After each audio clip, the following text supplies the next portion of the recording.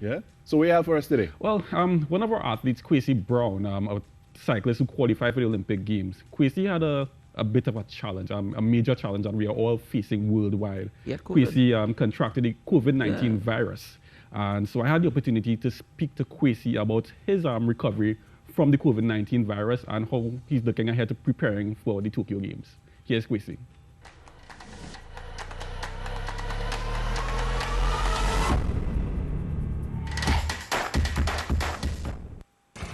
Kwesi Browne is one of three cyclists from this country to qualify for the Olympic Games in Tokyo, Japan. But while he has accomplished a long life dream of reaching the pinnacle of his sport, 2020 has not been smooth sailing for him. 2020 has definitely been an up and down year. Actually, just qualifying for first Olympics, then find out I actually had COVID. It was a stressful time the first couple of weeks when I found out that I had it. But after that, I would say it's smooth sailing, but it has been much easier since then. And looking forward to 2021. The time in isolation away from his family was not easy, but Kwesi did not let it get to him as some may have thought. In the beginning, it was definitely tough. Family will be reaching out multiple times during the day. They'll be dropping breakfast and lunch for me, which was actually helped because I would say I'm a picky eater, so that helped a lot.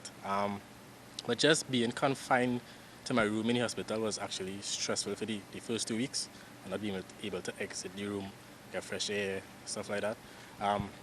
Actually felt like I was in jail. So I could really say that I could spend a month in jail. But the first 2 weeks was really stressful. You know, and after the first week I was like, you know what? Your pressure is high, just being here stressing for the first 2 weeks, you have to relax, let it go. And I was like, God, whenever you're ready for me to come out of here, then so be it. And after the first 2 weeks, it was okay. He says he also found a way to use the time positively. It's actually spending time with God. I spend a lot of time with God, which I wouldn't actually do. I mean, I would do, but I spend more time with Him while being in there. I actually started to learn French. I was watching Netflix, binge watching Netflix, almost all the time. But that's basically it. He says we need to take the virus seriously. As we discovered in the pandemic, as much as we believe God is a Trini, He is also a global citizen and is needed in other parts of the world. We as Trinidadians, we don't take anything serious. We take everything for a joke actually. And to be quite frank, when I came home, my mother was spraying down her bike box and stuff, and I was like, "Mommy, what are you doing? I don't have COVID." And it was actually, I wouldn't say it was a shock, but it was a reminder to me that you can't just bypass everything in life. You have to take certain things seriously. And as Trinidadians, we don't. We really don't.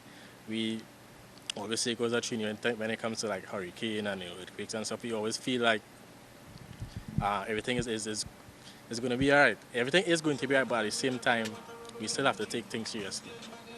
Kwesi says we also have to remember to take care and protect our own. We definitely need to take the COVID virus seriously. Yes, the younger ones, we mightn't feel it as much as the older ones. But for me, I live home with my parents. They're obviously older than I am. And just as the younger generation taking it home to the older ones, it will affect the older ones more. So we have to be mindful of that. It might not affect us the same as it might affect them. So we have to take it seriously in terms of that aspect.